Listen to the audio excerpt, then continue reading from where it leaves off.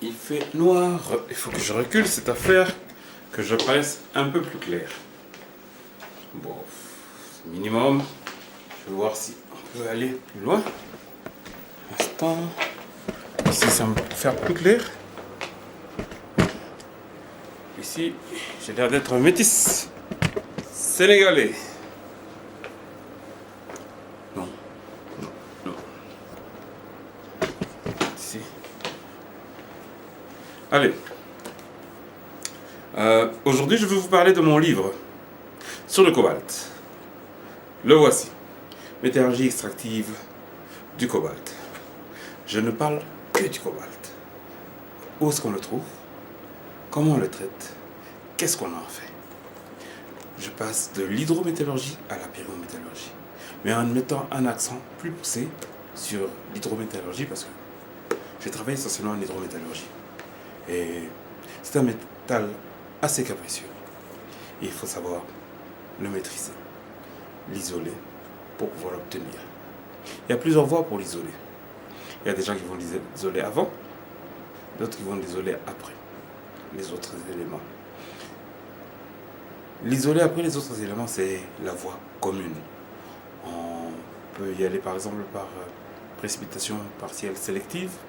On enlève les métaux l'accompagnant par des élévations de pH jusqu'à ce qu'il soit isolé et dans une phase où il peut être écarté des autres.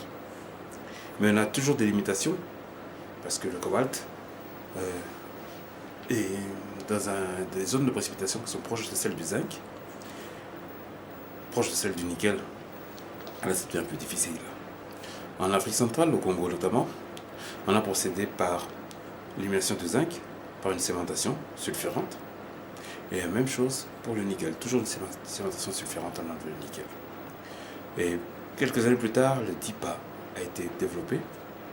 Alors, vous allez trouver des gens qui appliquent le DIPA pour réduire sur 80% du flux, plutôt sur 20% du flux, et 80% ils y vont pour la précipitation à la chaux. C'est vrai, ça aurait été l'idéal, c'est de faire le DIPA qui est une extraction par échange d'ions.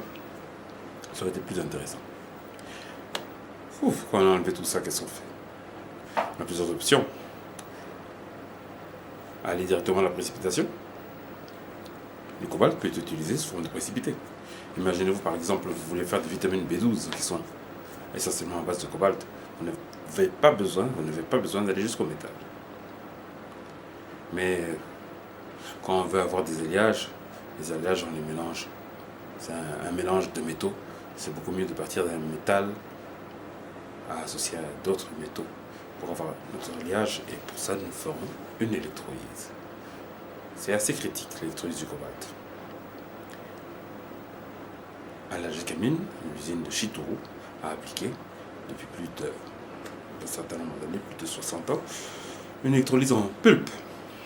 Alors, c'est le plus petit hydroxyde de cobalt qu'on amène en électrolexivation, en principe, sur des cathodes en acier ordinaire. Et puis, ces cathodes sont martelées pour en enlever un dépôt qui est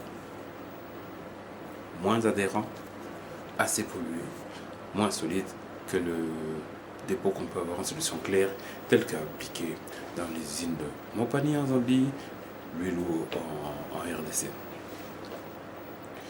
Beaucoup d'utilisation du cobalt se fait dans la chimie. Alors à ce moment-là, les gens préfèrent avoir des carbonates de cobalt, des hydroxydes de cobalt, à la rigueur des sulfures de cobalt. Et tout cela, c'est développé dans l'ouvrage que je vous présente ici. Le cobalt est un beau métal. Sa métallurgie est assez capricieuse. Merci.